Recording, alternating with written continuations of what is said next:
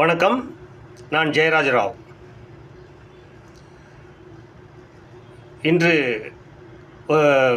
திரும்பவும் குரலோடு நம்மளுடைய காணொளியை துவங்குவோம்.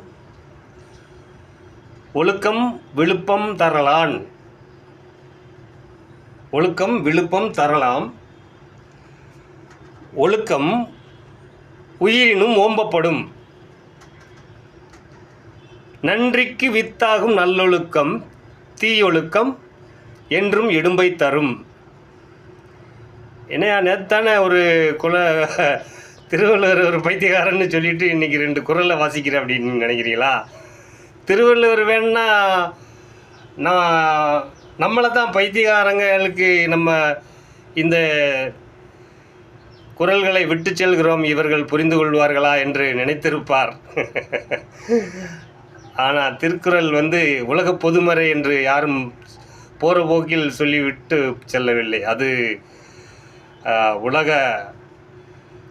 மக்களால் ஏற்றுக்கொள்ளப்பட்ட ஒரு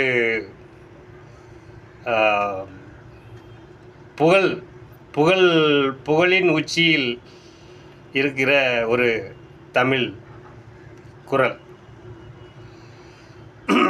இப்போ எதுக்கு இந்த குறளை நான் சொல்கிறேன் அப்படின்னு சொன்னால், இப்போ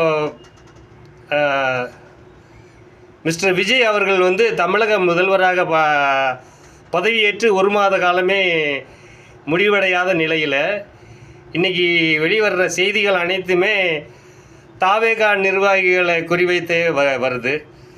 எதுக்காக இப்படி வருது அப்படின்னா, இப்போது அதுக்கெல்லாம் பொறுப்பு தமிழக முதல்வர் விஜயவே ஆக்கிவிடலாமா? அது எப்படி பொருத்தமாக இருக்கும்? அதுக்காகத்தான் இந்த குறள். இது தனி மனித ஒழுக்கத்தை அவரவர்கள் பின்பற்ற வேண்டும். இப்போது ஒருத்தங்க பேசுகிறப்போ அந்த காவலாளிகளாலையும் பாதுகாப்பு இல்லை, காவலாளிக்கும் பாதுகாப்பு இல்லை அப்படின்லாம் பேசுகிறாங்க. யார் நான் பேசுகிறாங்கன்னு பயந்துக்கிட்டோன்னு சொல்லலை. நம்ம முன்னாள் துணை முதல்வர் உதயநிதி ஸ்டாலின் அவர்கள் பேசுகிறார். அதுக்கு எப்படி விஜய் பொறுப்பாவாரா? இதுக்கு முன்னாடி நடந்த ஆட்சியில் காவலர்கள் எல்லாம் எந்த குற்றப்பின்னணியுமே இல்லாதவர்களாக இருந்தார்களா? சத்தியசீலர்களாக இருந்தார்களா? என்ன இதெல்லாம் எது மாதிரியான குற்றச்சாட்டு? ஒருவரை குற்றம் சுமத்த வேண்டும் என்பதற்கு